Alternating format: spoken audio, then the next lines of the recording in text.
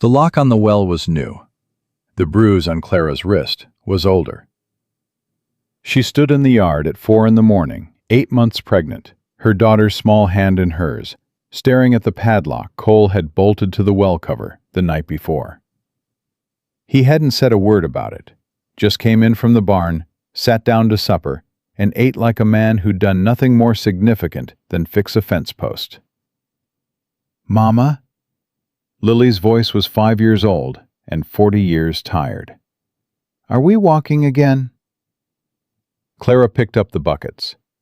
"We're walking." If this story reaches something deep inside you, please subscribe and ring that bell so you never miss what happens next. Drop your city in the comments below. I want to see how far Clara's story travels. Now let's begin. The creek was a mile and a half out. Clara knew every inch of that walk the way she knew her own heartbeat. Not because she loved it, but because her body had memorized it the way bodies memorize pain. The frozen ruts where she had to shorten her step. The stretch of open ground where the wind came off the ridge and hit like a fist. The final downhill slope where the ice was worst, where she'd learned to turn sideways and take it at an angle, her buckets counterbalancing her belly. She had been making this walk every morning for 3 months. Lily walked beside her, always beside her, never behind, as if the child understood instinctively that falling behind meant losing sight of the only thing that mattered. "Mama, my bucket's got ice in it from yesterday." "Dump it when we get to the creek." "It's heavy with ice." "I know, baby. You're doing fine." Lily didn't answer. She just walked, her small boots punching through the crust of snow with each step, her breath coming in white clouds that disappeared fast in the dark. She was 5 years old. She had learned to carry a water bucket before she learned to tie her shoes. That was the kind of thing Clara tried not to think about during the walk, because thinking led to feeling, and feeling led to the place she couldn't afford to go yet. Not yet. Not until Lily was safe. Not until the baby was safe. Then she could fall apart all she wanted. The creek was frozen at the banks, but running underneath. Clara broke the ice with her boot heel, crouching as low as her belly would allow, and filled both buckets. Lily held the smaller one steady while Clara poured. They had a system. They had developed the system by necessity somewhere around week 3, when Clara's hands had started shaking too badly in the cold to pour and hold at the same time. "Papa locked the well because you talked to Mrs. Greer at the market," Lily said. Not accusing, just stating. Clara's hands went still on the bucket handle. "Where did you hear that?" "I heard him tell you. Through the wall." Lily looked up at her with those clear, creek water eyes. "I hear most things through the wall, Mama. I just don't say." Clara stood up slowly.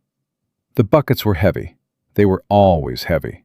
"It's not because I talked to Mrs. Greer," she said carefully. "Then why?" Clara looked at her daughter, this small, serious person who had inherited her eyes and her father's impossible stillness, and chose the only honest answer she could give without breaking something. "Because he could," she said. "Come on, sun's coming up." They turned back toward the Brenner Road claim house, buckets swinging, and neither of them looked at the padlocked well when they came through the gate. Cole was already at the table when they came in. He was dressed for work, his deputy marshal's badge polished to a hard shine, his coffee cup in one hand and the week-old newspaper in the other. He looked up when the door opened. His eyes went to the buckets, then to Lily, then to Clara's face. He smiled. "Good morning," he said pleasantly. "Morning," Clara said. She set the buckets down and began the work of heating water for breakfast. Behind her, she heard Cole fold the newspaper. "Cold out?" he asked. "Yes." "You should wear the heavier coat. I worry about you out there in that thin thing." "The heavier coat doesn't fit anymore." She kept her back to him. "The baby." Right. A pause. Well, we'll get you something after the baby comes. Lily sat down at the table across from her father. She folded her hands in front of her and looked at him with an expression that showed nothing at all. "Lilybug," Cole said, his voice warm. "How was the walk?" "Cold," Lily said. "Good exercise, though. Fresh air. That's healthy for a girl your age." He reached across and ruffled her hair, and Lily sat perfectly still and let him. The way she always sat perfectly still and let him. The way Clara had taught her, without ever saying the words, "Stillness is safety. Stillness is invisible. Stillness keeps you whole." Cole finished his coffee, kissed Clara on the cheek. She did not flinch. She had trained herself out of flinching, and rode to Silver Fork. When the sound of hooves faded, Lily looked at her mother. "Are we going?" the child asked. "Not yet." "When?" Clara poured the heated water into the wash basin, watching the steam rise. "Soon," she said. "I'm working on it." "You've been working on it." "I know." She turned and looked at her daughter directly. "I need more time." Lily was quiet for a moment. Then, in the way she had of saying enormous things in very small packages, she said, "The baby's going to come before more time does, Mama." Clara had no answer for that, because Lily was right. She had $214 hidden in the lining of her winter coat. It had taken her 11 months to accumulate it. 50 cents here, $1 there, money she'd skimmed off the household accounts Cole gave her for supplies. Money she'd saved by eating less than her portion and telling Cole she wasn't hungry. Money she'd made in secret, selling mended garments to the Silver Fork seamstress, who asked no questions and paid cash. $214 was enough to get to Denver. Maybe. If the stage ran on schedule, and nobody asked too many questions about a woman traveling alone with a child and no husband. The problem was the baby. The baby was coming in 4 weeks, maybe less, and a woman in active labor could not board a stage. A woman 3 days out from giving birth could not walk the 2 miles to the Silver Fork station without Cole knowing every step of it. The town was small, and Cole had friends everywhere. The specific kind of friends that men with badges accumulated. People who owed him things. People who'd rather keep owing than call the debt. Clara had one chance. She knew it with the clarity of a woman who'd been planning escape the way other women planned gardens. Patiently, methodically, knowing that one wrong step meant starting over from nothing. She needed to move before the baby came, or not at all. The morning she fell was a Thursday. She'd reached the halfway point between the creek and home when her left boot hit a sheet of ice hidden under fresh powder and went out from under her. She went down hard on her side, not her belly. Some instinct folded her away from the worst of it. But the bucket went flying, and the water hit the snow and froze before she'd even stopped moving. "Mama!" Lily was beside her instantly, both small hands on Clara's face. "Mama, look at me." "I'm looking." Clara's voice came out thinner than she intended. "You're bleeding." She looked at her palm. A cut from the ice, not deep. "I'm all right." "You're not all right. You fell." Lily's voice was controlled in a way that was far too controlled for a 5-year-old. "Tell me what to do. Help me sit up." Lily braced herself with both feet and pulled with everything she had. Clara pushed. Between the two of them, they managed it. Clara sat in the snow with her legs out in front of her and her hand pressed against her palm, and her breath coming in short, hard pulls. "The baby?" Lily asked. "Moving." Clara pressed her other hand to her belly and felt the kick, strong and indignant. "She's fine." "She? Or he?" Clara closed her eyes briefly. "I just..." I keep thinking she. Lily considered this with great seriousness. I want a sister. I know you do. If it's a brother, I'll still keep it. Despite everything, the cold and the blood and the ice soaking through her dress, Clara heard herself make a sound that was almost a laugh. Good to know, she said. She was still trying to determine whether her legs would cooperate with standing when she heard the horse. She went still the way she always went still when she heard unexpected horses. Every muscle memory trained over 3 years firing at once. Her hand on Lily's shoulder, pressing the child gently behind her. Her eyes going to the sound. Her mind running the calculation. Cole's gray was stabled. Cole was in Silver Fork. This wasn't Cole's horse. The rider came over the rise. Big, dark bay, thick-necked. A man she didn't recognize. Tall, broad through the shoulders, with the kind of weathered face that belonged to men who spent most of their time outdoors arguing with the weather and usually losing. He pulled up 10 feet away and looked down at them with an expression that wasn't pity and wasn't suspicion and wasn't anything she could immediately name. Ma'am? He kept his hands where she could see them. She noticed that. You need help getting up? I'm fine, she said. He looked at the spilled bucket, at Lily, at Clara's bleeding hand. He did not say what the evidence clearly indicated about the state of being fine. My name's Jesse Calloway, he said. This is my land. My creek's what you've been using. A pause. I'm not here about the water. Clara looked up at him. Then what are you here about? Right now, getting you off the ground. He dismounted in one easy motion and walked toward her, stopping when she tensed. He crouched down to her level, elbows on his knees, so he was looking at her straight rather than down. This close, she could see the scar along his jaw, old and long-healed, and the careful way he was holding himself still, like a man who understood that sudden movements were sometimes the problem. She's been carrying water for a long time, Lily announced from behind Clara. Her hands hurt. I can see it in her face, even when she doesn't say it. Lily, you told me to always tell the truth.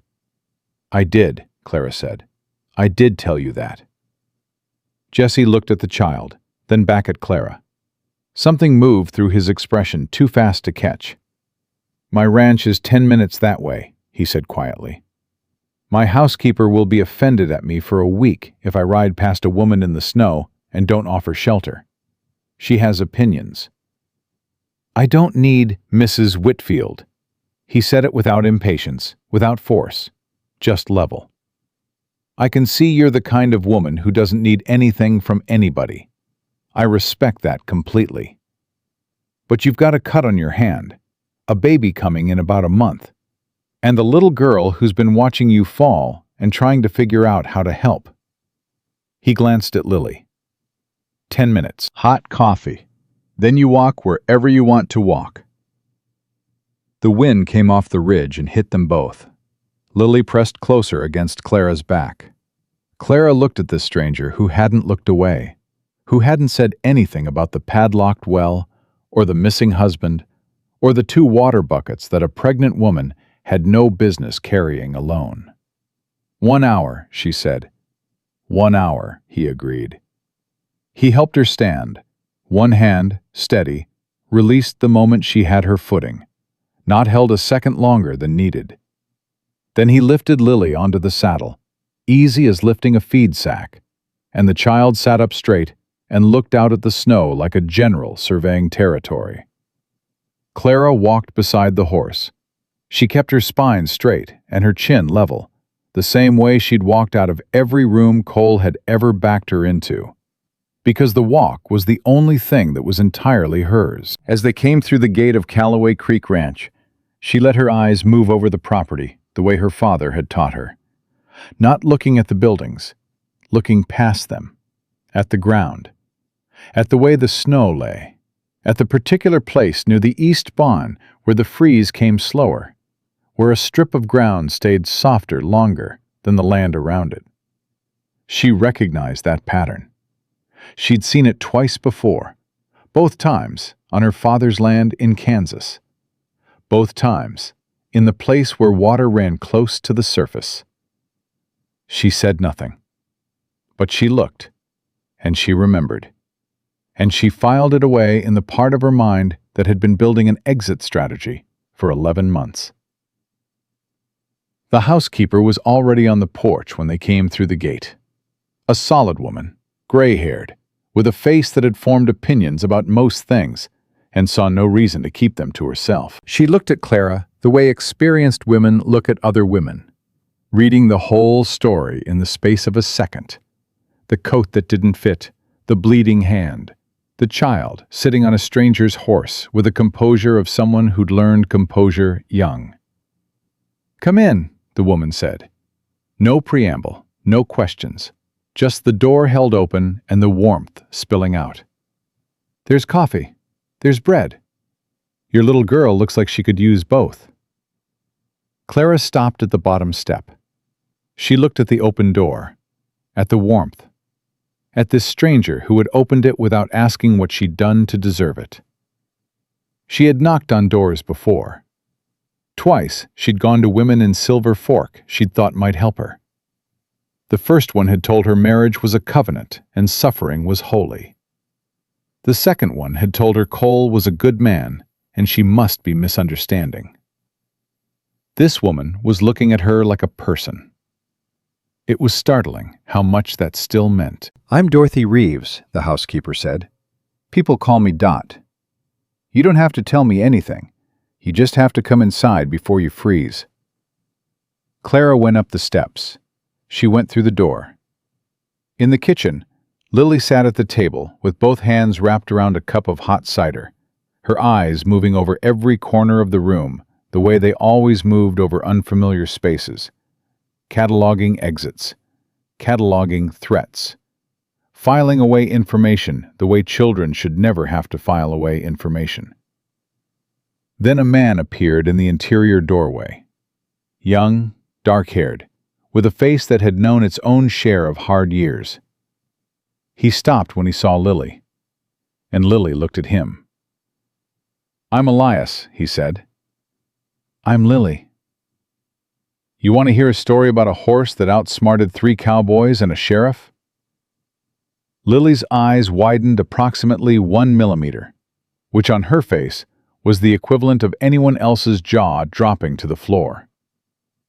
"Yes," she said. Elias pulled out the chair across from her and sat down. And for the first time since Clara could remember, Lily's shoulders dropped away from her ears. Clara stood in the kitchen of a stranger's ranch house and watched her daughter's body remember how to be a child's body. And something in her chest cracked open, along a line she hadn't known was there.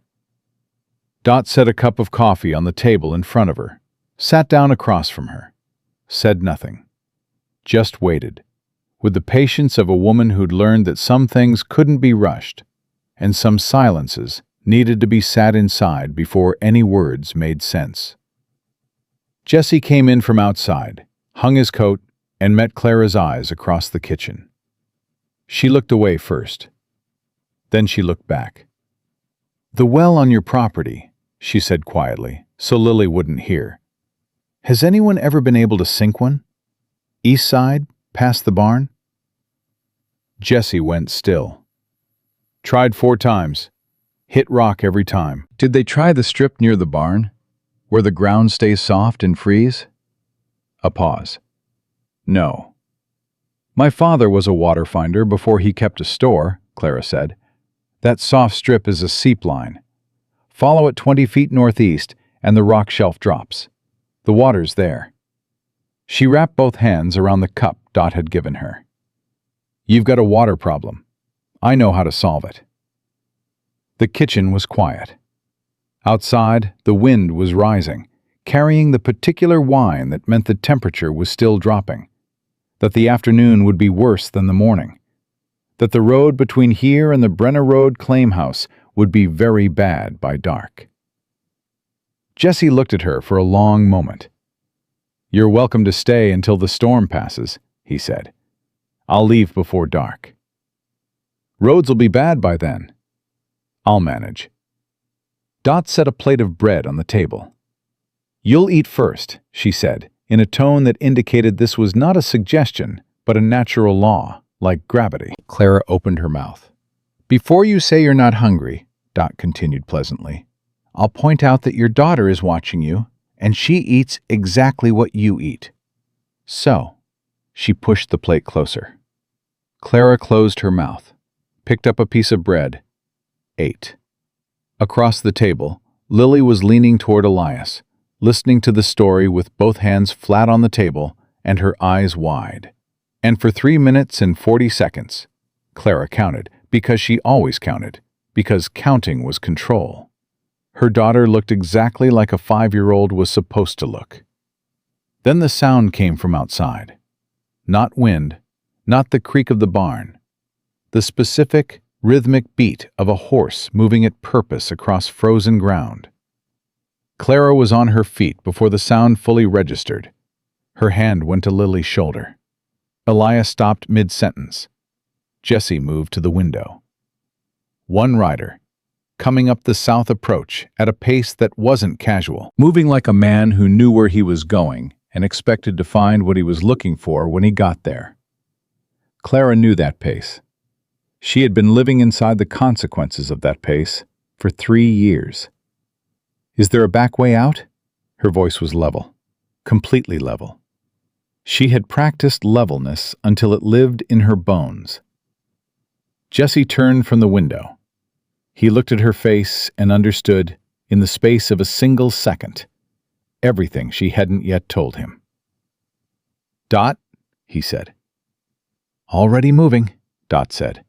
And outside, the rider came on through the falling snow. Jesse stepped away from the window and looked at Clara with the directness of a man who had made decisions fast his whole life and was making one now. "Back door goes through the pantry," he said. "Dot'll take you." "If that's Cole, running makes it worse," Clara said. "He'll know I was here. He'll know you hit me." She didn't move from where she stood. "It makes trouble for you." "I'll manage my own trouble." "Mr. Calloway." Her voice was quiet, but hard as creek stone. "I've watched Cole Decker destroy 3 men who tried to stand between him and what he wanted. A feed merchant who gave me credit without asking him first. A preacher who said one sentence from the pulpit about the dignity of women. A clerk who let me use the post office box without Cole's permission." She looked him straight in the eye. He didn't hit any of them. He didn't have to. He just made phone calls and pulled favors and called in debts until each of those men had nothing left worth protecting. A pause. "He's very good at it." Jesse was quiet for a moment. "Elias?" he said. Elias was already on his feet. "I heard. Take Lily to the tack room. Show her the horses." Lily looked at her mother. Clara gave her a single nod, the kind that meant, "Go. It's all right. I've got this." Lily took Elias's hand and went without a word, which was its own kind of heartbreak. The way she trusted that nod completely. The way she'd learned to read her mother's signals, the way sailors read weather. The knock at the front door came before the sound of the horse had fully stopped. Dot moved to answer it. Jesse stood in the kitchen doorway. Clara stayed at the table, her hands flat on the wood, her breathing slow and deliberate. She had learned to make herself take up less space when Cole was near. She was unlearning it, one breath at a time. And right now, she was failing at the unlearning. She heard the door open, heard Dot's voice, pleasant and impenetrable as a stone wall. "Help you?" "Deputy Marshal Cole Decker out of Silver Fork." Cole's voice. That voice, warm and reasonable. The voice that said, "I'm just a concerned man. Surely you understand." Came through the house like smoke under a door. "I'm looking for my wife," Clara Decker, pregnant, dark hair. I have reason to believe she might have passed through this area this morning. Lots of people pass through, Dot said. She would have been on foot, possibly with a child. This is a working ranch, Marshal. People come and go. A pause. Then, pleasantly, "Ma'am, I'd appreciate speaking with whoever's in charge of the property." Dot stepped back from the door. "Jesse," she called, with the exact tone she used when she was telling him to handle something without telling him how to handle it. Jesse walked to the front door. Clara heard his footsteps cross the hall, unhurried. She heard the door open wider. She heard Cole say, with that practiced warmth that she knew was not warmth at all, "Mr. Calloway, Jesse Calloway? I've heard of your spread. Good reputation." "Deputy," Jesse said. "I'll get right to the point. My wife is unwell. She's been struggling since we lost her father in October. Grief does things to a person's mind. She's wandered off before. I worry about her, especially in her condition." A brief, concerned pause that Clara could have scripted word for word. "Has anyone come through your property this morning? A woman matching that description?" Jesse was quiet long enough that Clara's hands pressed harder against the table. "We get a fair number of people cutting across the East Creek," Jesse said finally. "Can't always account for every set of tracks." "Of course," Cole's voice stayed smooth. "I don't suppose I could come in, have a look around, just to set my mind at ease." "You got a warrant?" The silence that followed lasted exactly 3 seconds. Clara counted them. "I'm not here in an official capacity," Cole said, still pleasant, still warm, still the most reasonable man in the world. "Just a husband looking for his wife." "Then you don't need a warrant, but you also don't have standing to search private property without one." Jesse's voice was even. "If your wife came through this land and I see her, I'll be sure to pass along that you're looking." Another silence. Longer this time. "That's neighborly of you," Cole said. The warmth had thinned slightly, the way a smile thins when it's working too hard. "One more thing. If she is here, if she talked to anyone here, I want you to know she's not well. What she says about our situation, about me, it's colored by the grief. She's not herself." A pause. "I'm sure you understand how it can be with women in her condition." "I understand quite a bit," Jesse said.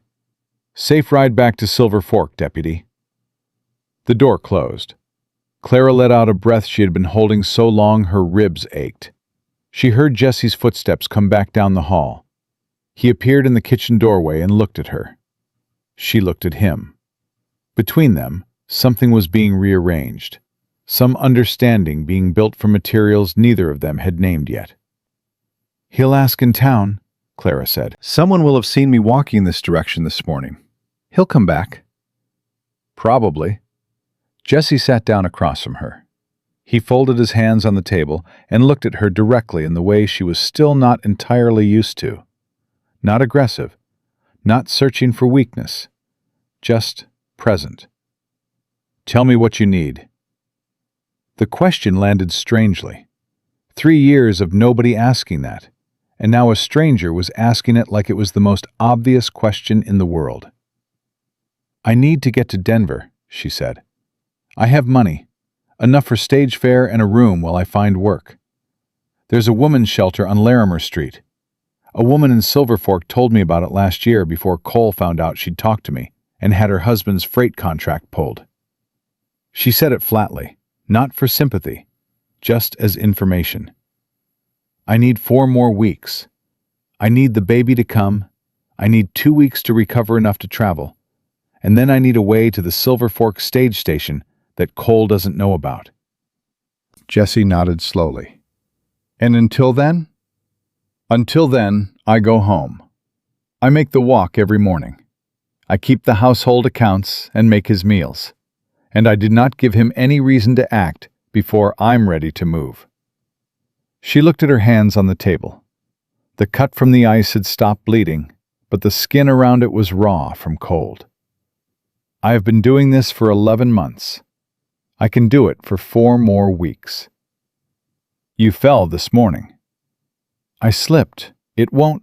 You're 8 months pregnant, carrying 40 pounds of water over ice every day, and you slipped. His voice wasn't harsh. It was just factual, the way her father had been factual about things that mattered. What happens when you fall on the wrong side? Clara said nothing, because the answer was the one she'd been not thinking about since October. Use the creek as long as you need it, Jesse said. But I want Elias to go with you. Cole will. Elias has business on the east fence line every morning at first light. That's a fact that doesn't require explanation to anyone. He met her eyes. Will Cole know who Elias works for? A pause. Yes, she admitted. Then Cole knows I know about the walk, which means he knows I've seen his well is locked. Jesse's jaw tightened slightly, just slightly. That changes his calculation. Men like that, they work best when nobody's paying attention. Somebody paying attention makes them careful. Clara looked at him for a long moment. She had been calculating odds and risks and contingencies for 11 months. She was very good at it. She ran the numbers on Jesse Calloway now, the same way she'd run them on every variable in her plan, looking for the catch, the cost, the angle she was missing. Why are you doing this? She asked, not challenging, genuinely asking, because the answer mattered. Jesse was quiet for a moment. He looked at his hands and then back at her, and whatever he was going to say, she could see him deciding how much of it was true before he said it. My father built this ranch from nothing, he said. He used to say the only thing that separated decent men from the other kind was what they did when it was inconvenient to be decent. He paused.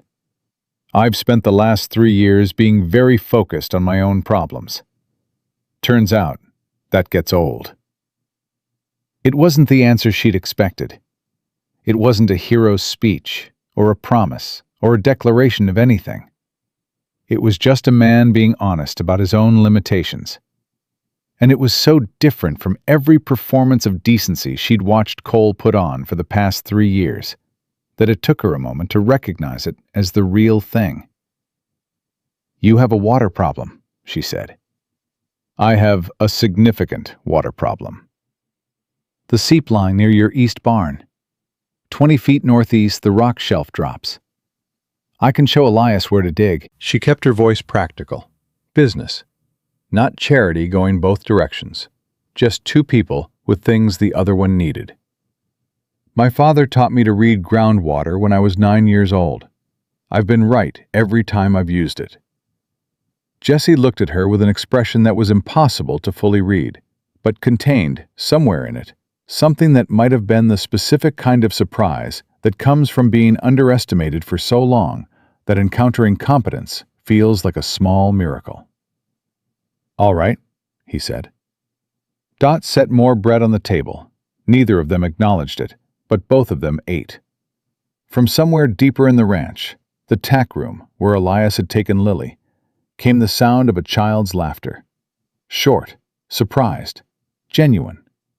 The kind of laugh that meant something had caught Lily completely off guard, broken through the careful composure for just a moment. Clara closed her eyes briefly. She doesn't laugh like that at home, she said. She hadn't meant to say it out loud. No, Dot said quietly, from the corner where she was folding towels. I don't suppose she does. The silence that followed was the kind that didn't need to be filled. Clara left before the afternoon light failed, the way she'd said she would. Jesse walked her to the gate. Lily held her hand on one side, her small bucket in the other, her face back to its usual composure, but with something slightly different in it, some looseness around the eyes that hadn't been there in the morning. At the gate, Clara stopped and looked at Jesse. If Cole asks you directly whether I was here, she said, You can tell him I stopped for water. That's true. It gives him nothing useful, and it's not a lie you have to remember. I know how to handle a conversation, he said mildly. I know you do. I'm telling you because the details matter with Cole. Every word matters. He'll go over every conversation you have with him looking for inconsistencies, and he's very good at finding them. She looked at him steadily. He's not stupid. That's the thing people always misunderstand about men like him. They think cruelty and stupidity go together. They don't. Jesse nodded. Noted. And Mr. Calloway. She hesitated, just a breath. Thank you. For the hour. It was closer to 2.5, he said. Something happened at the corner of her mouth that was not quite a smile, but was the outline of one. The place where a smile could grow if given time and reason. She walked back toward the Brenner Road with Lily beside her, the empty bucket swinging, the snow coming down steady now in the gray afternoon. Jesse watched them until the shape of them blurred into the white and the distance, and he couldn't see them anymore. He stood at his own gate in the cold for longer than he should have. You're going to do something about this, Dot said from behind him. He hadn't heard her come out. I'm already doing something about it. I mean, something more than a creak and a conversation. Jesse turned up his collar against the wind. I don't know what you want me to say, Dot. I want you to say you're not going to stand in your own yard in 3 weeks watching that woman walk back out the same way she walked in. Dot's voice was not unkind, but it was unflinching, which was the thing about Dot. She said the thing directly, without decoration, and left you to deal with it. She's got a plan. It's a good plan for someone with no options. But she's got options now. She's got a plan that keeps her daughter safe, Jesse said. It's not my place to override it. Nobody said override it. I said be an option. Dot went back inside. Jesse stood at the gate until the cold made standing there feel purposeless, which took longer than it should have. That night, Clara sat at the kitchen table of the Brenner Road claim house after Cole had gone to sleep. The lamp turned low and wrote 3 things in the small notebook she kept hidden behind the loose board under the windowsill. She wrote them in the precise, economical hand her father had taught her, the hand she used for numbers and facts and things she needed to remember exactly.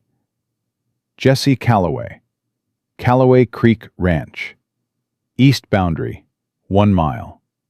Water seep, East Barn, 20 feet northeast. Rock shelf drops.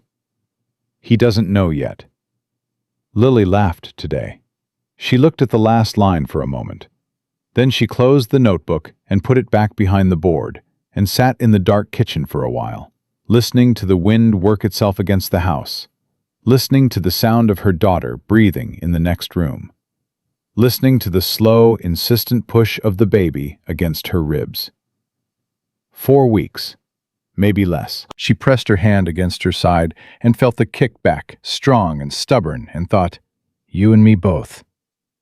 In Silver Fork, 14 miles west, Cole Decker sat in the sheriff's office with a cup of coffee and a face that showed nothing, which was the face he wore when he was thinking most carefully. He went over the morning's conversation with Jesse Calloway word by word, the way he always went over conversations, feeling for the soft spots, the hesitations, the particular texture of a lie. Calloway had been careful, too careful for a man with nothing to hide. Cole set down his cup and picked up his pen and wrote a letter to a judge in Cheyenne he'd done a favor for in the spring.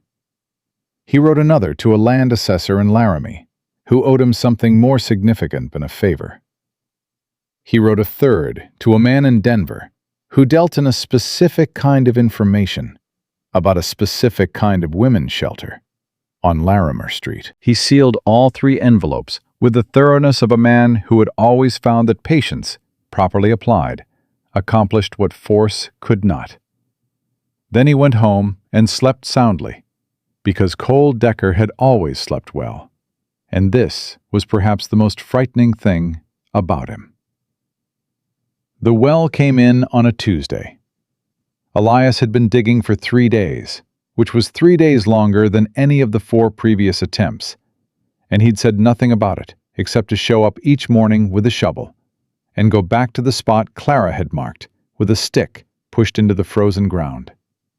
20 feet northeast of the east barn, exactly where she'd said. Jesse had watched from a distance the first morning, close enough to see but not so close that watching became hovering. And he'd told himself he was simply checking on the progress of ranch work, and not on the woman who'd told Elias where to dig. On Tuesday morning, at 7:43 by the clock in the kitchen, Elias came through the back door with mud on his boots and a look on his face that Dot later described as a man who had seen something he needed a minute to believe. "It's there," he said. 6 feet down, solid flow, cold and clean. He looked at Jesse. She was right. 20 feet northeast, rock shelf drops exactly like she said. Jesse set down his coffee. How deep to case it proper? 2 more days, maybe 3. Elias pulled off his hat and turned it in his hands. "Boss, this ranch has been fighting a water problem for 3 years. That woman walked through the gate once and solved it in 10 minutes. Jesse said nothing. Dot said nothing. The kind of nothing that was actually a great deal of something. "I'm going to the east fence," Jesse said, and picked up his coat. He found Clara at the creek, filling the second bucket. Lily sitting on the bank beside her, drawing patterns in the snow with a stick. Since that first morning, Elias had met them at the halfway point each day, which meant they didn't walk the last stretch alone, which meant the odds of another fall in the wrong place were lower. It was a practical arrangement. Jesse had told himself this repeatedly. "Well came in," he said. Clara looked up. Something moved across her face, quick and unguarded, and he recognized it as the specific expression of a person who was surprised to have been right about something they were sure they were right about. Not quite a smile, the bones of one. "How deep?" she asked. 6 feet. Good flow." She nodded, went back to the bucket. "Have Elias check the casing angle on the south side. The seep line runs slightly south-southwest, which means water pressure favors that side. If the casing's off by more than 5 degrees, you'll get silt in the first hard thaw." Jesse looked at her. "You got all that from looking at the ground for 30 seconds. I got all that from my father spending 6 years teaching me, while everyone else thought he was teaching me to mind a store." She picked up both full buckets and stood. The store burned down in 78. The water knowledge didn't. From the bank, Lily looked up from her snow drawings. "Grandpa Charles said water was the only honest thing. Everything else could lie, but water always went where it wanted to go." "That's a very wise thing," Jesse said. He was a very wise man. Lily said it with the absolute certainty of a child reporting documented fact. Then she looked at her drawing in the snow. "I drew a horse. Do you think it looks like a horse?" Jesse studied it. It looked considerably more like a horse than most horses he'd seen drawn by anyone. "I think it looks exactly like a horse." Lily nodded, satisfied, and stood up to take her bucket. Walking back toward the ranch boundary, Clara slightly ahead with her buckets, Lily between them chattering quietly to herself about something horse-related. Jesse found himself doing the math he'd been avoiding. 12 days since she'd first come through his gate. The baby was coming in 2 weeks. Maybe less by the look of it.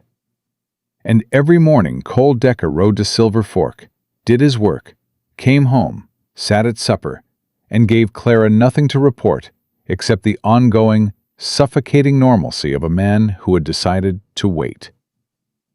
The waiting was the part that worried Jesse most. Cole had stopped asking questions in town, stopped making the rounds. Either he decided he was wrong about Clara being at Calloway Creek, or he decided that being right and acting on it were two different timings, and he was choosing his carefully. Jesse had mentioned this to Dot. Dot had said, "Patient men are more dangerous than angry ones," and gone back to her bread dough, which was her way of saying she'd already thought of it and didn't need to discuss it further. At the ranch boundary, Clara set down her buckets and looked at him. "Cole didn't come home for supper last night," she said. "He sent word he was staying in Silver Fork on county business." "Is that unusual?" "It happens, but—" She paused, and the pause had weight. "He took his good boots. He only takes those when he's meeting someone he wants to impress." She looked at Jesse steadily.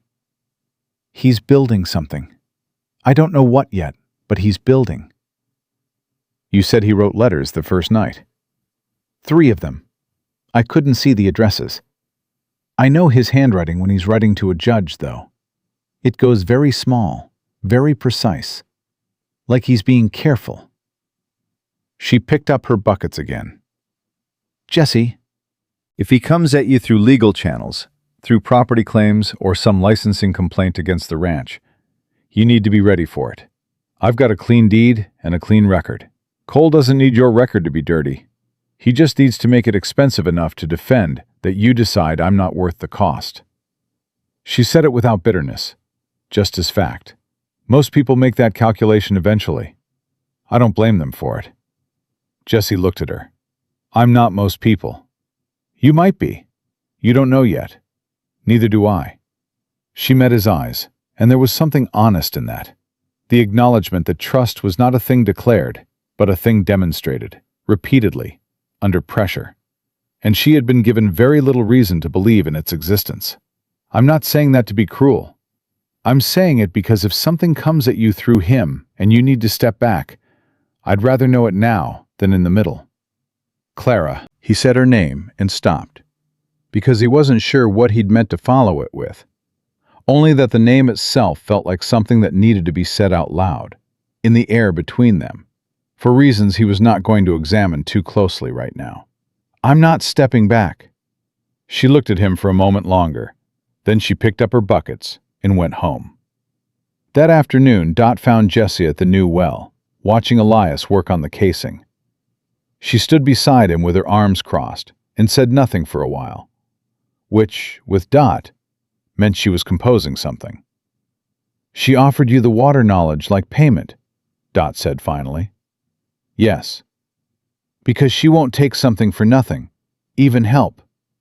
I noticed. That's what years of being made to feel like a burden does to a person." Dot's voice was even, but Jesse knew her well enough to hear what was underneath it. "She's been keeping accounts in her head every day of this arrangement. What she owes, what you've given, how to make it balance. It's exhausting, that kind of math." Jesse didn't answer. "She's also the most practically intelligent woman I've met in 20 years, Dot continued. "Which is saying something, because I include myself in that count." A pause. "That well would have cost you another failed attempt and another $200 if she hadn't walked through the gate. The information she gave Elias is worth more than 3 months of creek water." "I know that." "Does she?" Jesse looked at the well, at the clean, cold water rising in it, steady and honest, going where it wanted to go. "I'll tell her." "Don't tell her. Show her." Dot turned back toward the house. "There's a difference, and she knows it better than most." The thing Jesse had not told Clara, because the timing had not been right, and because he was still working out what it meant, was that Cole Decker had not been the only visitor to the ranch in the 12 days since her first arrival.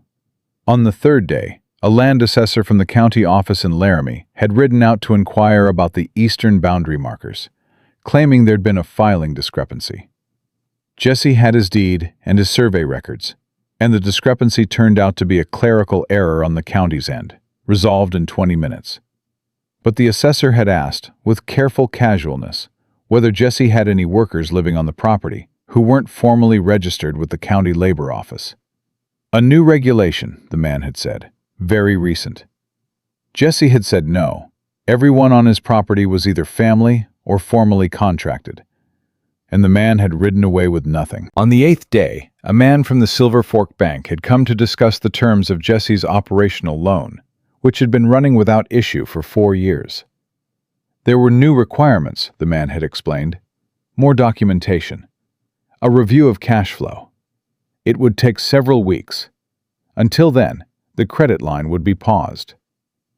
Jesse had listened to this with the stillness he'd developed for conversations where showing anything would cost him. He'd thanked the banker, shown him out, and gone straight to Agnes Hartford, who was 70 years old and had been handling ranch finances since before Jesse was born, and knew every judge, banker, and land commissioner in 3 territories by first name and personal failing. Agnes had looked at the timing of both visits, looked at Jesse's face, and said, "Cole Decker." Not a question. "Seems like." "He's bleeding you," Agnes said. "Slowly. Making it cost to be involved. Seeing how much inconvenience you'll absorb before you decide the woman isn't worth it." She'd picked up her pen. "I'll call in some things. The bank will find their new requirements very flexible by end of week." "Agnes, I'm 70, Jesse, and I have known Cole Decker's kind my entire life. I buried a husband who operated exactly the same way with different tactics. And I have been waiting 15 years for a reason to spend the capital I've accumulated in this county on something worth spending it on." She'd looked up at him over her spectacles. "Is that woman worth it?" Jesse had thought about Lily drawing horses in the snow. Had thought about Clara's hands on the table, flat and deliberate. Had thought about the way she'd said, "I need 4 more weeks," with the steadiness of someone who had been rationing hope in very small amounts for a very long time. "Yes," he'd said. Agnes had smiled, which on her face was a small and dangerous thing. "Good. Now get out of my office so I can make some calls." He hadn't told Clara any of this, because telling her meant telling her that Cole was already moving against the ranch, already calculating the cost of Jesse's involvement, already deciding that the way to get to Clara was not through her directly, but through the people around her. Telling her meant watching her decide that her plan, 4 weeks, the stage, Denver, the shelter on Larimer Street, was still safer than depending on anyone. Maybe it was. He wasn't sure it wasn't. What he was sure of, in the particular quiet way that certainty settled in him when it was real, was that the stage to Denver was not going to take her far enough. Cole Decker had written to someone in Denver. Jesse didn't know what he'd written, but he knew the pattern of a man who closed exits. And Denver was an exit that was currently being watched. He needed to tell her. He was working out how. On the 14th morning, Elias came back from the halfway point alone. Jesse was at the barn when he heard the horse, and something in the rhythm of it, too fast, too purposeful, brought him out before Elias had fully pulled up. "She's not at the creek," Elias said. Jesse was already moving. "Lily came out of the house alone," Elias said, fast, following him. "About a quarter mile from the boundary. She was running." A breath. "She said her mama can't get up." Jesse had his horse saddled in 90 seconds, which was 40 seconds faster than his usual time, and he was not thinking about that or about anything except the quarter mile between the gate and the spot where Elias had left Lily standing in the snow. He found them at the edge of the open ground, where the Brenner Road dipped before rising toward the claim house. Clara was on her knees, both arms wrapped around herself, her face the gray-white of someone in serious pain. Lily was beside her, with both hands pressed flat against her mother's back, her own face the composed, terrible composure of a child who was frightened and had decided not to show it. "She didn't fall," Lily said immediately when Jesse came off the horse. "She went down on purpose. She said it was better to go down on purpose." "Smart," Jesse said. He was already beside Clara, not touching, reading her face first. "Clara, talk to me." "It's the baby." Her voice was controlled, with visible effort, the kind of control that was costing her. "Contractions. They started last night." "Last night?" "I thought they'd stop. They didn't." She looked up at him, and he saw in her eyes the specific fear that lives underneath capability, the fear that all the planning in the world cannot touch. "It's too early. I needed 2 more weeks." "Babies don't negotiate," he said. "Can you stand?" "I can stand." A contraction hit, and he watched her rive it, watched her breathe through it with a focus that was almost frightening in its intensity, every muscle working toward the single purpose of not being overtaken. When it passed, she let the breath out slow. 14 minutes apart. I've been timing. 14 gives us time. Cole is in Silver Fork. He met her eyes. "I need you to make one decision right now, and make it fast. My ranch or the claim house." She looked at him. He watched her calculate, the way she always calculated, running variables and risks and contingencies at a speed most people couldn't follow. "If I go to the claim house, Cole will—" "Clara," he kept his voice even. "One decision." "Your ranch," she said. He picked her up. She made a sound of protest that he didn't respond to, because the ground between here and the horse was uneven and icy, and there was no version of this situation where she walked it in active labor while he stood at a respectful distance. He got her onto the horse, got up behind her, and reached down for Lily, who took his hand with both of hers and let herself be lifted without a word. Lily sat in front of him. Clara leaned back against his chest, and he kept one arm around her and rode back to the ranch at the pace that was fastest without being rough. And Clara did not say anything, and neither did he, and between them Lily held the saddle horn with both hands and watched the gate of Calloway Creek Ranch come closer through the falling snow.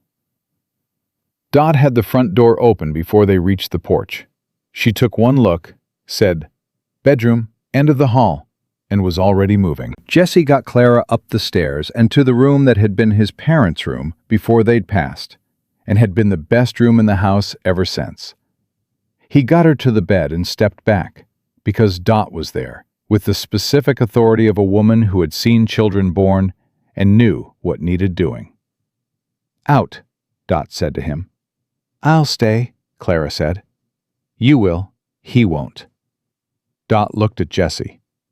"Get Elias to ride for Doc Harmon in town, and then you stay downstairs and you do not come up those stairs unless I call you." "Dot!" "Jesse!" Her voice was not loud, but it landed like a door closing. "Go!" He went as far as the hallway, which was as far as he was going. He heard Clara's voice inside the room, steady and low. Heard Dot's voice answer. Heard the particular quiet of 2 women working together toward something. The sounds of preparation, of purpose, of the specific competence that existed in rooms where men were not necessary. Lily appeared at his elbow. She had followed him up the stairs without his noticing, which was entirely her style. She stood beside him in the hallway and looked at the closed door. "Is Mama going to be all right?" she asked. Jesse crouched down to her level. He looked at this child, this small, serious, careful person who had been carrying adult weight since before she was old enough to carry a bucket. And he told her the truth. "Dot's in there," he said. "Dot has helped bring 12 babies into the world, and every one of them lived. And your mama is the strongest person I've met in a long time."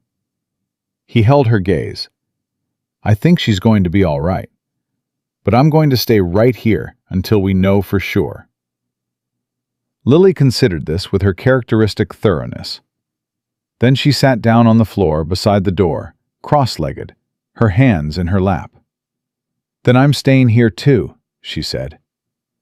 Jesse sat down on the floor beside her. The hallway was cold, and the floorboards were hard, and outside, the snow was coming down in the heavy, serious way that meant it intended to keep coming. And downstairs, Elias was saddling for Doc Harmon. And somewhere in Silver Fork, Cole Decker was finishing his day's work, with no idea that the situation he'd been managing carefully for 14 days had just changed completely. Lily leaned very slightly against Jesse's arm, just slightly, as if testing whether the contact would be permitted or withdrawn. He stayed perfectly still and let her lean. From inside the room, Clara's voice came through the door, low and steady, riding the next wave of pain with the same focused determination she brought to everything. And Jesse sat on the floor of his own hallway and listened, and did not go anywhere at all. The baby came at 2:30 in the afternoon. Jesse knew the exact moment because he heard it, a sound so small and so enormous at the same time that it seemed impossible it could come through a closed door and rearrange everything on the other side of it. A cry, thin and furious and absolutely alive. And then Dot's voice saying something low and warm that he couldn't make out. And then Clara's voice, just one word, just, "Oh," in a register he had never heard from her before, stripped of every layer of control and careful management, nothing left but the raw and undefended truth of it. Beside him on the floor, Lily went very still. Then she pressed both hands over her mouth. Her eyes filled up completely, and she let them, for once not managing it, not composing herself, just sitting there on the hallway floor with tears running down her face and her hands over her mouth, and every year of her 5 years old showing all at once. Jesse put his arm around her. She turned into his side and cried quietly, the way she did everything, with great feeling and very little sound. The door opened. Dot stood in the frame, her sleeves rolled up, her expression doing something he had not seen it do in years. It was soft, not sentimental, just open, the way a face goes when it has witnessed something it cannot be matter-of-fact about. "Girl," Dot said, "healthy, good lungs." She looked down at Lily. "You want to meet your sister?" Lily was on her feet before the sentence finished. Dot looked at Jesse over the child's head. Something passed between them that didn't need words. He nodded. She stepped back and let Lily through, and then she came into the hallway and pulled the door to, leaving it open just enough. "Clara?" he asked. "Tired, relieved, scared." Dot said the three things in order. "Mostly the middle one right now." She leaned against the wall beside him.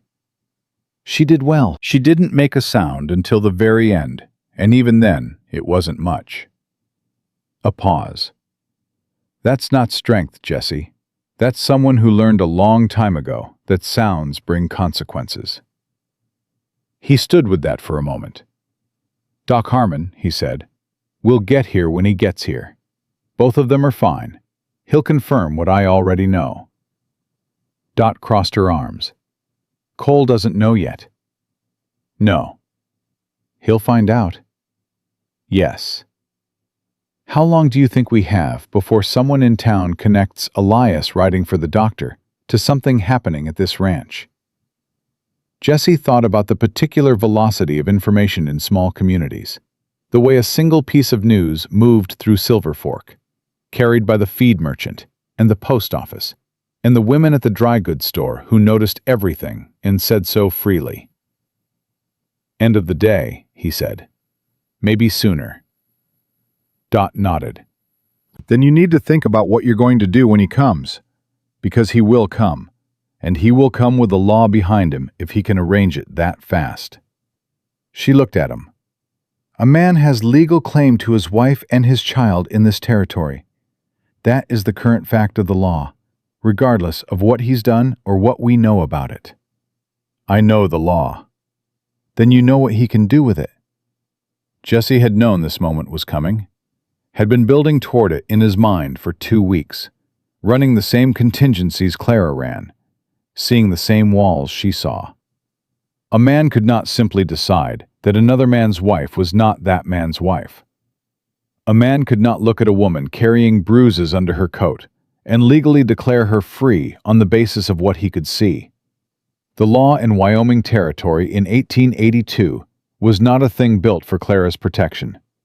It was built for Cole's. Unless. "I need Agnes," he said. He found her in her sitting room, which was where Agnes Hartford spent her afternoons because she had earned the right to spend her afternoons wherever she pleased. She was reading when Jesse came in, and she set the book down and looked at his face and said, "The baby came. An hour ago. Girl. And Cole doesn't know."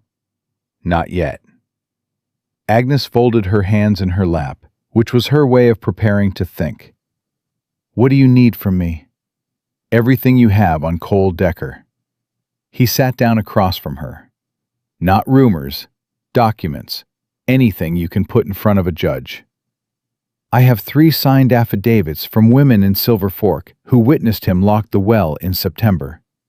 I have a statement from Dr. Patterson, who treated Clara twice last year for injuries Cole told him were accidents. I have correspondence between Cole and a judge in Cheyenne that I should not have and will not explain how I obtained." Agnes looked at him calmly. "I have been building this since October, Jesse. Since Mabel Greer came to me crying because her husband lost his freight contract for talking to Clara at the market. I knew what that meant. I've seen that pattern before." Jesse stared at her.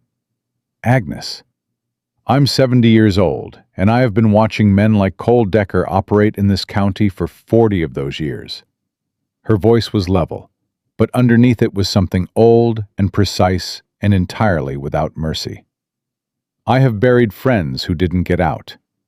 I have held women's hands at their worst moments because there was nowhere else for them to go. I built something with my years and my connections, and the very particular power of being an elderly woman that powerful men underestimate." She picked up her book and then set it back down. "What I didn't have was a case strong enough to take to a judge before he could discredit it. What I didn't have was someone with standing who would stand." She looked at him directly. "You're standing.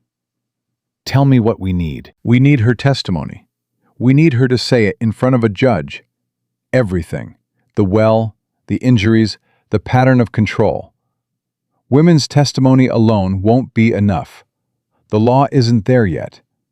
But women's testimony, plus your witness of her condition when she arrived, plus Patterson's medical records, plus the affidavits, plus the correspondence I have that connects Cole to the judge he's been using to manage this."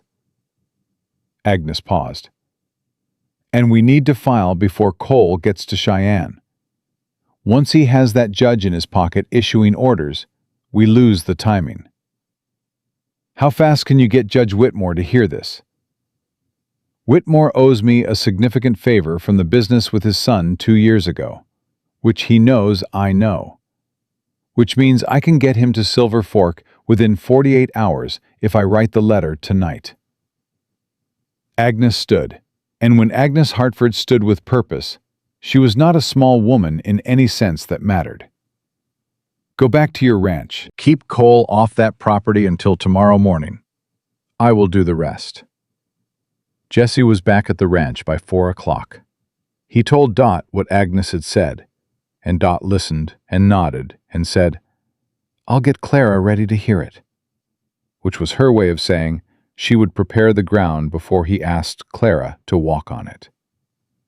He found Clara in the bedroom, propped against the headboard, the baby wrapped in a blanket against her chest. Lily was on the bed beside her, pressed close, her head on her mother's shoulder, looking at the baby with the focused attention of someone memorizing something important. Clara looked up when Jesse came in. She was exhausted in the particular way that went all the way through. Not surface tiredness, but the kind that came from spending everything you had and then discovering you had more and spending that too. But her eyes were clear. They were always clear. "She's beautiful," Jesse said. Because she was. Red-faced and sleeping and completely unaware of the complicated world she'd arrived into, one fist curled under her chin. "She is," Clara agreed. A pause. "Thank you for this morning, for getting me here." "Don't thank me for that." "I'll thank you for what I want to thank you for." The faintest edge of something that might, in easier circumstances, have been humor. He sat in the chair beside the bed. Lily looked at him over her mother's arm, decided he was acceptable, and went back to studying the baby. "I need to tell you some things," he said, "about what Cole's been doing, and what Agnes Hartford is doing, and what I think needs to happen in the next 48 hours. He watched her face. "It's going to require something hard from you." "Most things do," she said. "Tell me." He told her. All of it. The land assessor, the bank, Agnes's affidavits, the letters. He told her about the judge in Cheyenne and what it meant if Cole got there first. He told her what Agnes needed.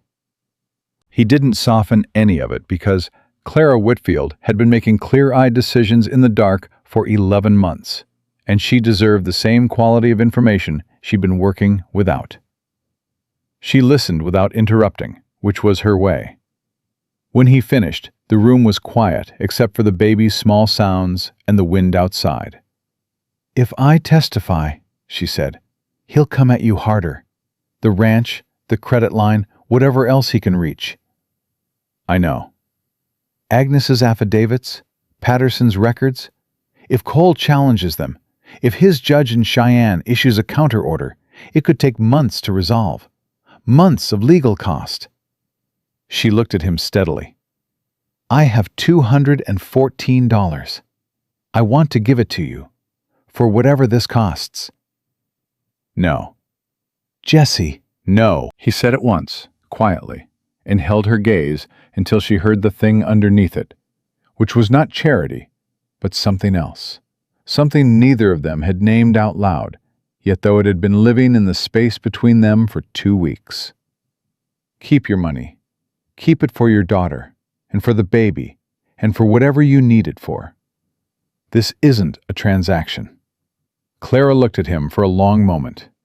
He watched her try to find the catch in it, the way she always looked for the catch, the place where the cost was hidden. He watched her not find it. He watched that not finding settle into her face, slowly, like the first thaw. "I'm scared," she said. It came out simply, no performance around it. "Not of Cole. I've been scared of Cole for 3 years, and I know what that fear feels like. This is different. This is—" She stopped, looked down at the baby. "I have 2 children now. If this goes wrong, if the judge rules against us, if Cole gets custody of the baby as his legal child, he won't. You don't know that. Agnes does. And Agnes hasn't been wrong about a legal situation in 23 years in this county." He leaned forward in the chair. "Clara, you planned for 11 months by yourself in the dark.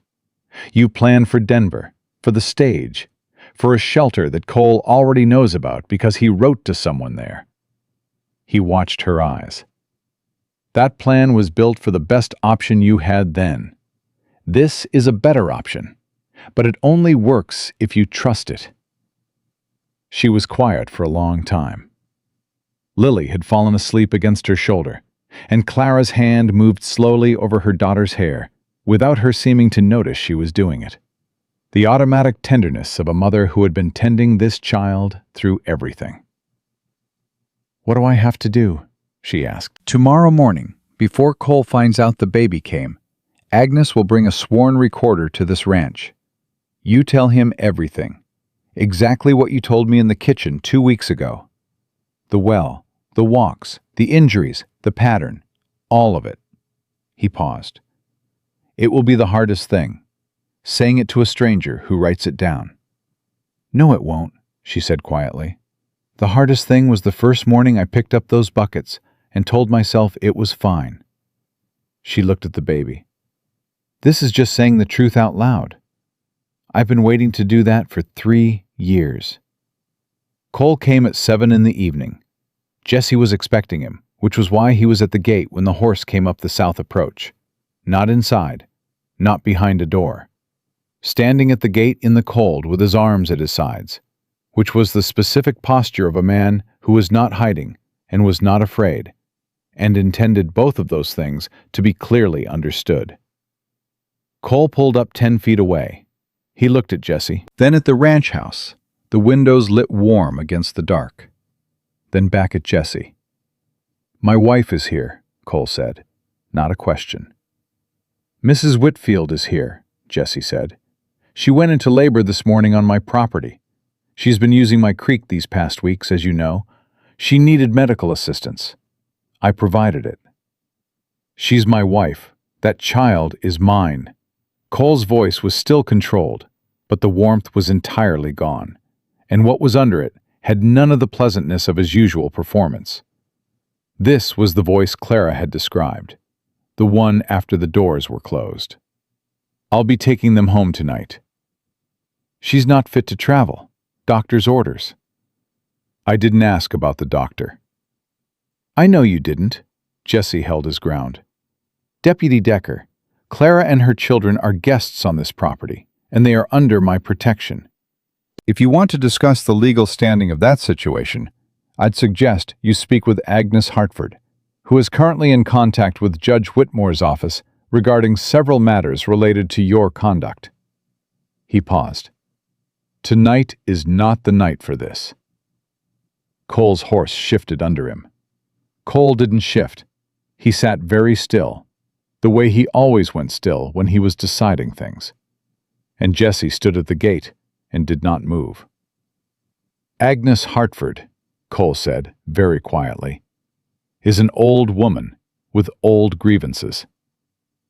Agnes Hartford is a woman with documented evidence and a judge's ear, Jesse said, which you know, or you wouldn't have gone quiet these past 2 weeks. Something crossed Cole's face then. Not rage, calculation. The specific recalibration of a man who has found that the exit he planned is blocked and is already locating another.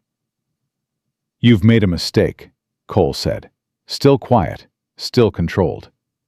Getting involved in something you don't understand. I understand it fine. Then you understand what I can do to this ranch, to your credit line, to your deed, to every business relationship you have in this county. A pause, each word laid down with precision. I have been patient, Mr. Calloway, because I am a patient man. But patience has a limit. Jesse looked at him, at this man who had locked his pregnant wife out of her own well and called it discipline. At this man who had spent 2 weeks quietly dismantling the support structure around a woman who had nowhere to go. At this man who sat on a horse in the dark and talked about patience while his wife lay exhausted in a borrowed bedroom holding a baby she'd carried through a Wyoming winter on a 1.5-mile walk every morning. Go back to Silver Fork, Jesse said. Come back in 2 days with a lawyer and your best argument. That's the last civil conversation we'll have on this subject. Cole looked at him for a long moment. Then he turned the horse and rode back the way he came. Jesse stood at the gate until the sound of hooves faded completely. Then he turned back toward the house, and the windows were warm. And inside his ranch was a woman who had carried everything alone for 11 months, and a child who drew horses in the snow, and a baby who had come into the world with strong lungs and a mother's stubbornness already showing. Elias was on the porch when Jesse came back through. He'd been there the whole time, Jesse realized, positioned casually against the post with his arms crossed, close enough to the door that if anything had gone differently at the gate, he'd have been inside and up the stairs in seconds. Jesse looked at him, and Elias shrugged, a small shrug that said, "Where else would I be?" "He'll be back," Elias said. 2 days, Jesse said. Maybe less if he rides for Cheyenne tonight. Agnes's letter got to Whitmore before anything Cole sends can. Elias straightened. I rode out to confirm it while you were at the gate. Jesse stopped. You confirmed it. Agnes sent her granddaughter on the fast horse 2 hours ago. Whitmore will have the letter by morning. Elias met his eyes. I've been watching Cole Decker operate in this county for 4 years. I know what he does to people who can't fight back. A pause, the kind that carried weight. I'd like to see what he does when they can. Inside the house, Dot was in the kitchen making supper, the sounds of it warm and ordinary, pots in the low fire and her voice humming something tuneless. Upstairs, Lily would be asleep by now, that unguarded sleeping of a child who had finally run out of vigilance for the day. And Clara would be awake, because Clara didn't sleep easily yet, because 3 years of learned alertness didn't dissolve in a single afternoon. But she would be there, in the warm room, with the baby against her chest. And the door would be closed, and nothing was coming through it tonight. Jesse sat down at the kitchen table. Dot put coffee in front of him without being asked. He thought about what Agnes had said. What I didn't have was someone with standing who would stand. He thought about the 40 minutes he'd stood in the tree line watching Clara and Lily walk to the creek before he'd done a single useful thing. He thought about the 3 years he'd spent focused on his own grief and his own failed well and his own diminished days, while people who needed standing with were standing alone. He thought about his father, who had said that the only thing separating decent men from the other kind was what they did when it was inconvenient to be decent. Dot, he said. When this is resolved, legally resolved, I'm going to ask her to stay. He set it to his coffee cup, which was his way of saying something out loud for the first time to hear how it sounded. Not out of obligation, not because of the baby, or Lily, or the water knowledge, or any practical reason. He paused. Because I'd like her to. Dot stirred something at the stove and said nothing for a moment. And if she says no, she asked, then I'll help her get wherever she wants to go. Denver or anywhere else. I'll make sure she has what she needs to get there, and that Cole can't follow.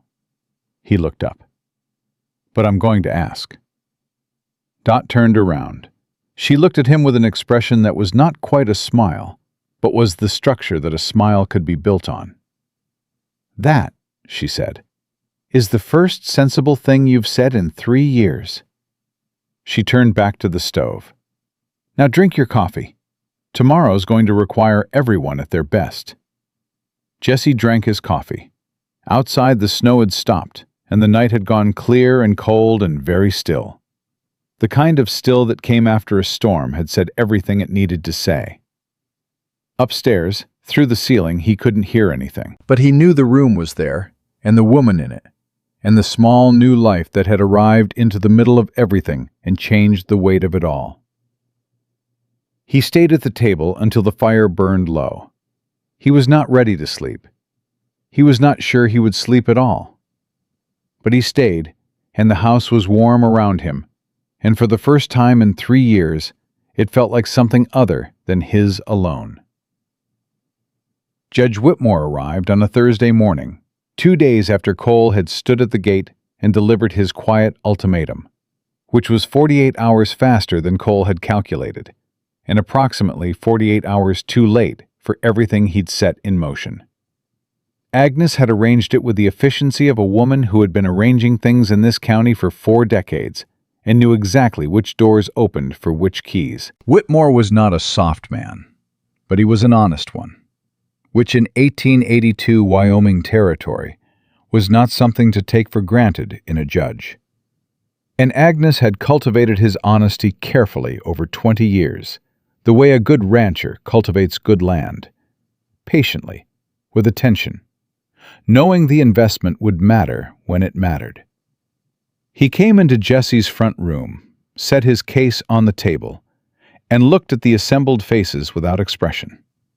Agnes, Jesse, Elias, Dot, Clara, sitting in the chair nearest the fire with the baby against her chest, and Lily pressed to her side, both of them carrying that particular stillness that Jesse had stopped thinking of as composure and started thinking of as armor.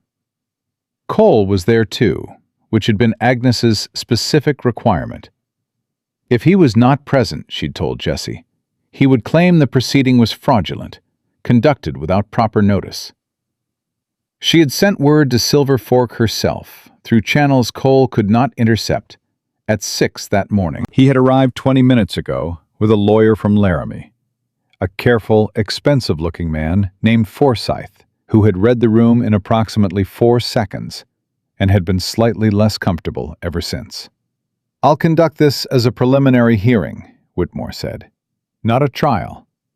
I'm here to review evidence and determine whether sufficient grounds exist to issue a protection order and open formal dissolution proceedings." He looked at Cole.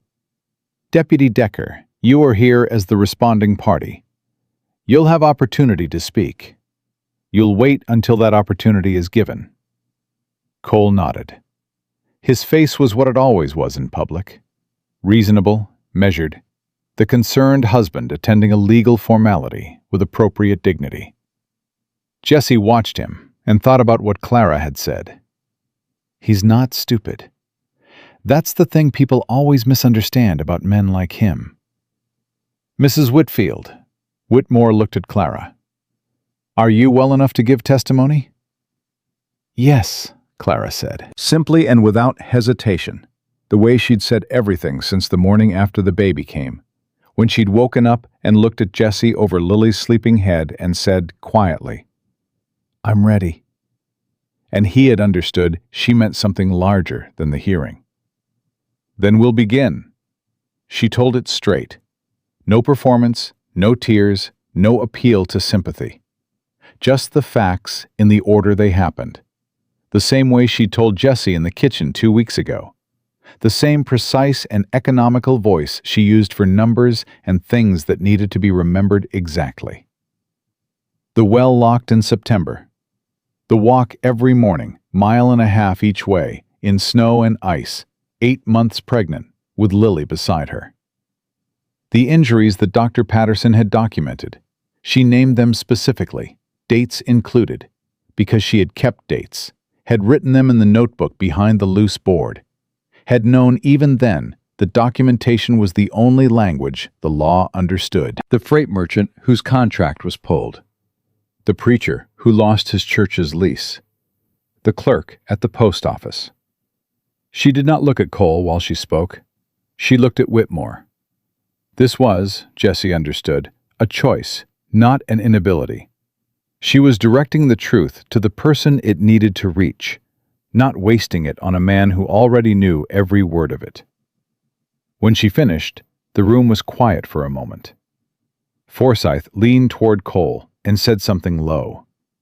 Cole shook his head once, a small decisive motion, and Forsyth sat back with the expression of a lawyer who has given his best advice and watched it declined. "Deputy Decker," Whitmore said, "your response." Cole stood.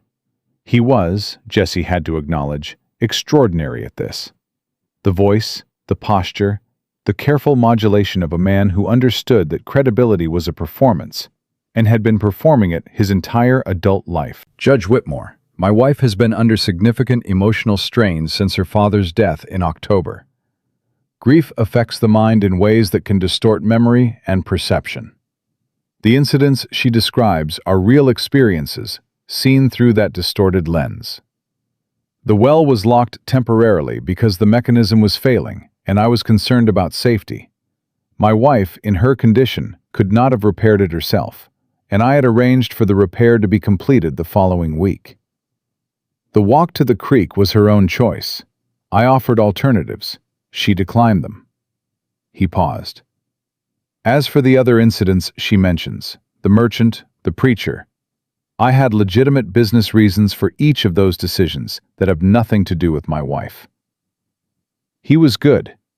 Jesse watched two of the affidavit women in the corner of the room, women Agnes had brought without announcing, and watched their faces tighten as Cole spoke. They had lived in Silver Fork long enough to have heard this voice applied to other situations. They knew its texture. "Mr. Calloway," Whitmore said, "you witnessed Mrs. Whitfield's condition on your property." Jesse stood. "I did. I saw her break ice with her boot heel to fill water buckets from my creek at 7 in the morning in December temperatures. She was 8 months pregnant. Her daughter, who is 5, was carrying a second bucket beside her. I saw this on multiple occasions over a 2-week period." He kept his voice level. "The first morning I encountered her, she had bleeding on both hands from the cold. She fell in the 14th morning. That's when I brought her to the ranch." He paused. "I've run cattle in Wyoming winters for 15 years. I know what extended cold exposure does to a body. What I saw was not a woman who had chosen a wellness walk. It was a woman who had been given no other option." Forsyth tried twice to interject. Whitmore declined him both times. Agnes presented her documentation, the affidavits, Patterson's medical records, which Patterson himself had delivered that morning, driven by whatever Agnes had said to him on the telephone the night before. Jesse didn't know what it was, but Patterson had arrived before sunrise, looking like a man who had made a decision he felt overdue making.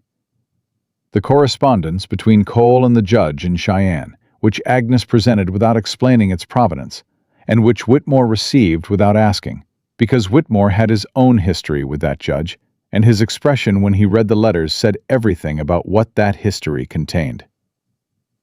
Cole's lawyer stood and made 3 objections in succession. Whitmore overruled all 3 with the specific brevity of a man who has already made up his mind and is completing a required process. "Deputy Decker," Whitmore said, when the last objection had been set aside, "I have medical documentation of 6 separate injuries over 2 years, all consistent with the pattern described in testimony.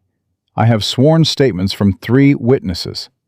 I have correspondence that raises serious questions about your use of judicial connections to manage this situation." He folded his hands. "I'm issuing an immediate protection order. You are to have no contact with Mrs. Whitfield or her children. I'm opening formal proceedings for dissolution of the marriage on grounds of habitual cruelty." He looked at Cole directly. "I'm also forwarding the correspondence to the Territorial Attorney General's office, along with a recommendation that your commission as deputy marshal be reviewed." The silence in the room was the kind that had weight. Cole stood for 3 full seconds without moving. Jesse watched him and thought, this is the moment. This is where the mask either holds or doesn't. It held. That was the frightening thing. Even now, cornered, documented, with the judge's order coming down on him in front of witnesses, Cole Decker's face stayed arranged. Only his eyes changed, and only briefly. And what was in them was not panic or grief or even rage. It was the cold recalibration of a man already locating his next approach.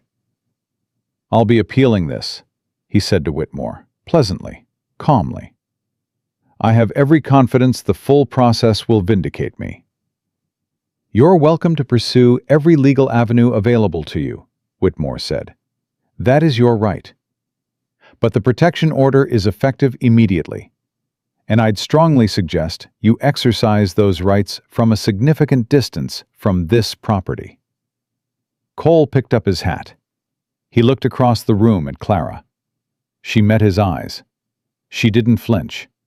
She didn't look away. She looked at him with the steady, clear gaze of a woman who had decided, sometime between the morning she fell in the snow and this moment, that she was finished being afraid of this particular face. Something moved in Cole's expression. Jesse couldn't name it. It wasn't admiration, and it wasn't defeat. It was something older and harder. the recognition of a man who has met the thing he cannot manage and is filing it away for later. Then he walked out. Forsyth followed him without making eye contact with anyone. The front door closed. Lily, who had sat through the entire proceeding with her hands folded in her lap and her face perfectly composed, leaned against her mother's arm and exhaled a breath that seemed to come from somewhere deeper than her lungs.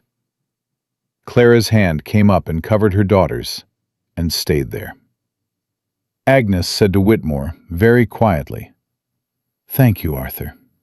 Whitmore said, "Don't thank me for doing what I should have done 2 years ago. When I first heard his name in connection with the Cheyenne matter." He picked up his case. "Get that woman somewhere safe and keep her there." He left. The room began to breathe again. Dot made coffee because Dot made coffee at every significant juncture in human affairs, which Jesse had always considered one of her finest qualities. Agnes sat down and accepted a cup and looked like a woman who had been carrying something heavy for a long time and had just set it down. The two witnesses from Silver Fork stayed long enough to squeeze Clara's hand, both of them saying the same thing in different words. "We should have said something sooner. We're sorry we didn't." And Clara told them both the same thing back. "You said it when it mattered. That's enough." When the house had quieted and Lily had been settled with the baby in the bedroom upstairs, Elias on the porch keeping watch, because Cole's compliance with a protection order was a legal certainty and an actual uncertainty, Jesse found Clara at the window in the front room, looking out at the ranch. The snow had stopped. The afternoon light came down clean and cold across the yard, catching the new well casing, the frost on the fence posts, the long shadows everything threw across the white ground. It was the particular light of a winter afternoon in Wyoming that could be brutal or beautiful, depending entirely on where you were standing when you looked at it. "It's not over," Clara said. "He'll appeal. He'll find another judge, another angle. That's what he does." "He'll try," Jesse said. "Agnes will be ready for it, and this time she's not building a case alone." He stood beside her at the window. He lost the element of silence today. That's the thing men like him rely on most. Once it's documented, once it's on record, once a judge has looked at it, the silence is gone. He can maneuver, but he can't disappear it. Clara was quiet for a moment. Outside, Mabel the old cow was moving slowly across the near pasture, her breath making clouds in the cold. Clara watched her with the slightly unfocused attention of someone whose mind was working on something else. "I had a plan," she said. 11 months I worked on that plan. Every variable, every contingency. Denver, the stage, the shelter on Larimer Street." She paused. "It was the best plan I could build with what I had." "It was a good plan." "It was a survival plan." She turned from the window and looked at him. "There's a difference between surviving and having something to survive toward." She held his gaze with a directness that was entirely hers, that had never once wavered even on the mornings when everything else was wavering. "I've been surviving for 3 years. I'm tired of it."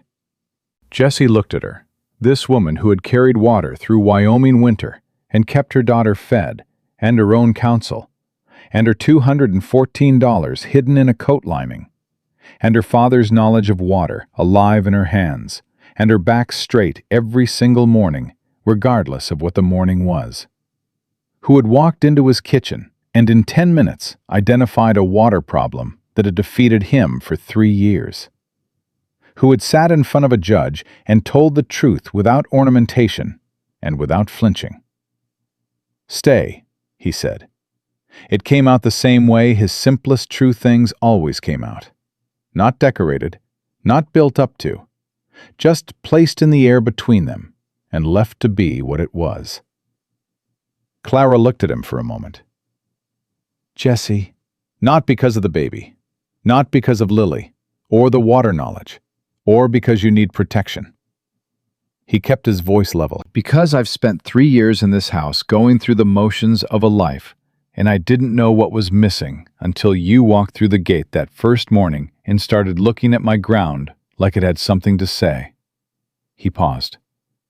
"I'd like you to stay. Build something here. With me." Another pause. "I know the timing is terrible," she said. "Yes. I've known you for 3 weeks. 2 weeks and 6 days," he said. "But I take your point." Something happened at the corner of her mouth. The outline of a smile, the same one he'd seen in glimpses over the past weeks, the one that was learning it was allowed to exist. "I have 2 children," she said. "I know. One of them is 3 days old." "I'm aware. And Lily has opinions about everything. I've noticed. I find it refreshing." Clara looked at him for a long moment, doing the thing she always did, running the variables, reading the cost, looking for the place where the catch was hidden. He waited, because he had learned that with Clara the waiting was not passive. It was the space she needed to think clearly, and thinking clearly was the thing she had kept alive through everything, and he was not going to rush it. "I'm not the woman I was before Cole," she said finally. "I want you to know that. Not as a warning, just as a fact. Some things got rebuilt different. Some things I'm still figuring out where they go." She looked at her hands, those hands that had carried buckets and broken ice and pressed flat against tables when she needed to hold herself together. "I don't know exactly what I'm capable of giving yet." "I'm not asking you to know that now," Jesse said. "I'm asking you to stay while you find out." The afternoon light shifted, and for a moment the room was very quiet, and Clara stood in it with her hands at her sides and her face open in the way it only went when she had stopped managing what showed. "All right," she said. 2 words, quiet as the first snow, and just as complete. From upstairs, through the ceiling, came the thin, indignant cry of a 3-day-old baby, registering her views on the afternoon. Then Lily's voice, small and serious, saying, "I hear you. I hear you. I'm right here." With the patience of a 5-year-old who had appointed herself her sister's primary attendant and took the responsibility with full gravity. Clara looked up at the ceiling, and the smile came the rest of the way, complete, unguarded, the real one. And Jesse saw for the first time what her face looked like when nothing was holding it back. He thought he would not forget it. He thought he would not want to. Dot appeared in the doorway, took one look at both of them, and said, "Supper's in an hour," and disappeared back into the kitchen, which was as close as she would come to a blessing, and was more than sufficient. That evening, they sat around the kitchen table, Jesse and Clara and Lily, Dot and Elias, Agnes, who had stayed because she said the ride home was too cold, and because she wanted pie, and Dot's pie was worth weather considerably worse than this. The baby slept in the basket Agnes had produced from somewhere, because Agnes Hartford, it turned out, kept a basket for new babies the way other people kept spare candles, because you never knew when you'd need one. Lily sat between Jesse and Elias and told a story about a horse she planned to have when she was older, a gray one, with particular markings that she had been designing in her mind for some time and described in comprehensive detail.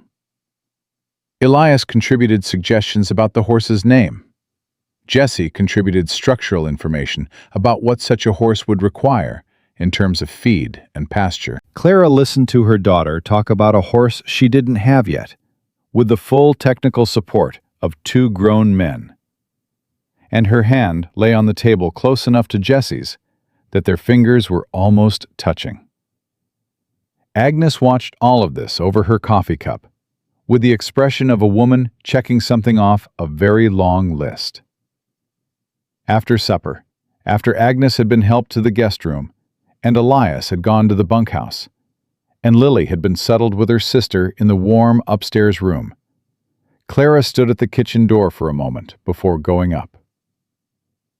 "Jesse," she said. He looked up from the table. "In the spring," she said, "when the ground thaws enough, I want to put in a second well. South side of the barn. There's another seep line running under that ground. Smaller, but reliable." She paused. "This ranch should never be short on water again." He looked at her. At this woman who had arrived at his gate carrying nothing but 2 tin buckets and a child, and the knowledge her father had given her, and who was already, 3 weeks later, thinking about the south side of his barn in the spring. "All right," he said. She went upstairs. He sat at the table for a while in the good quiet that the house had become, listening to the sounds of it settle around him, the fire and the wind, and somewhere above him the soft sounds of children sleeping.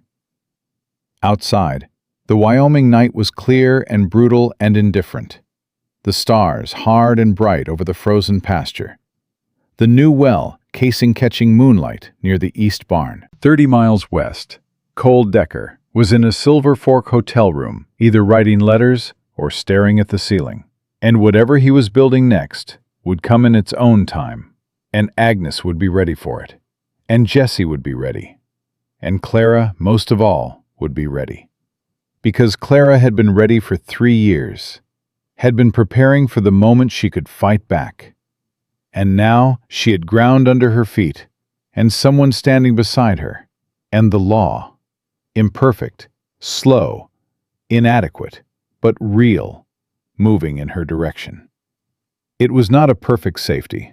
No safety was perfect. But it was real, and it was built, and it would hold. In the spring, the second well came in exactly where Clara said it would, 12 feet down, cold and clean and steady. And Lily named it after her grandfather Charles, because she said he would have liked knowing the water he taught her mother to find was still running somewhere in the world. The gray horse came the following year, a mare with 3 white stockings and opinions about everything, which Lily named Agnes, after the woman who had first told the truth out loud about what Clara needed, and Agnes Hartford, when she heard this, laughed harder than anyone in Silver Fork had heard her laugh in 20 years. The well on the Brenner Road claim house was never locked again, because the Brenner Road property was sold at auction the following March to a family from Nebraska, who found the padlock still on the cover, removed it, and threw it in the scrap pile without ever knowing what it meant. And every spring morning for the rest of her life, when the light came over the eastern ridge and hit the ranch yard clean and cold and new, Clara May Calloway stood at the kitchen window with her coffee and watched it come. And she never once took the sight of running water for granted. And she never once forgot the weight of the buckets. And she never once stopped being grateful for the door that had opened when all the others closed. Some things, once broken open, become the very thing that holds.